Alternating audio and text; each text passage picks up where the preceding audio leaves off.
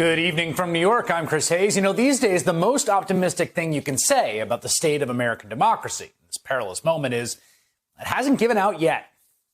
But its enemies are plotting in the open. We see it every day, and they will not stop until they either are successful or some of them are put in prison. I truly believe that. The leader of the nation's anti-democratic faction made his reemergence at the North Carolina Republican Convention this weekend, where he once again falsely claimed the 2020 election was stolen from him. That election will go down as the crime of the century, and our country is being destroyed by people who perhaps have no right to destroy it.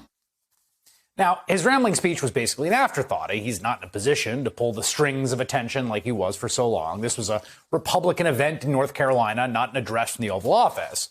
But the people he is speaking to are hearing him.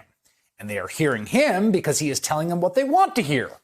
What is mobilizing them is an increasingly militant radicalization against pluralistic, multiracial American democracy as a collective project. And the forces plotting its demise have been plotting in the open. It did not work in the state and federal courts following Election Day. It did not work on January 6th, but it was not for lack of effort. We are still learning the extent of that attempt. Before the election, Texas Attorney General Ken Paxton filed a dozen lawsuits to make voting in Texas as difficult as he could.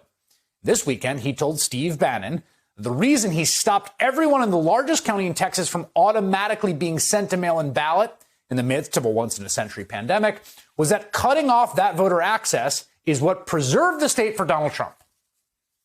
It was a concerted effort nationally with lots of money going into it. And just knowing that we had 12 losses that we had to win. And if we had lost one of them, like we lost Harris County, Trump won by 620,000 votes in Texas.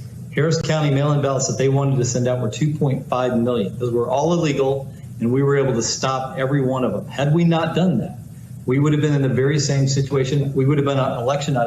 I was watching election night, and I knew when I saw what was happening in these other states that would have been Texas. We would have been in the same boat. We would have been one of those battleground states that they were counting votes in Harris County for 3 days, and Donald Trump would have lost the election. If Harris County had ensured the safe voting of all of its citizens, then Donald Trump would have lost Texas. Ken Paxton is tipping his hand there. He's saying everything he did was about preserving Trump's victory in the state. He's saying the proverbial quiet part loud. But that's what all these rules are about in state after state after state, where Republicans are putting in voting restrictions, trying to take power away from officials they don't think can be trusted to overturn the elections they want them to overturn when the time comes. Now, you'll recall that Paxton also led a ridiculous lawsuit after the election to throw out over 20 million votes because he disagreed with how other states conducted their own elections. It would have, of course, installed Donald Trump, the loser, over Joe Biden, the winner. That was the goal that everyone was working towards. We are also learning more about the lengths to which the Trump White House went to overturn the election. New York Times reports at the end of December, the beginning of January, the lead up to the Trump-fueled attack on the Capitol, White House Chief of Staff Mark Meadows repeatedly pressed the Department of Justice to investigate conspiracy theories about the 2020 election. They report in 5 emails, Meadows asked Jeffrey Rosen, then the acting attorney general, to examine debunked claims of election fraud in New Mexico and an array of baseless conspiracies that held that Mr. Trump had been the actual victor. That included a fantastical theory that people in Italy had used military technology and satellites to remotely tamper with voting machines in the United States and switch votes for Mr. Trump to votes for Joe Biden. I mean, think about that for a second. That's the chief of staff of the United States, right? The president talking to the attorney general, pressuring law enforcement to investigate ludicrous ginned-up conspiracy theories to damage Trump's opponents. But that's nothing new, in fact. In fact, it's why Donald Trump was impeached the very first time. Remember that? For trying to extort Ukraine's leaders into opening a fraudulent investigation into Joe Biden? Now CNN has obtained audio of a phone call between Trump's lawyer, Rudy Giuliani, and a senior advisor to the Ukrainian president. It took place in July of 2019, the same month when Trump told the Ukrainian president, "I would like you to do us a favor, though." And all we need from the president is to say, I'm going to put an honest prosecutor in charge. He's going to investigate and dig up the evidence that presently exists, and is there any other evidence about involvement of the 2016 election? And then the Biden thing has to be run out I don't know if it's true or not. I mean, I see him bragging about it on television. And to me as a lawyer, it sounds like a bribe. Somebody in Ukraine's got to take that seriously. NBC News has not obtained that audio independently, but it adds a whole new context to "I would like you to do us a favor." Giuliani really makes it clear what the favor is, if there was ever a question, which of course there was not. Now think about this for a second, right? Giuliani, Meadows, all the president's men, what are they all doing? They're all attacking free and fair elections. Started back in 2016, right? Continued in the run-up to 2020.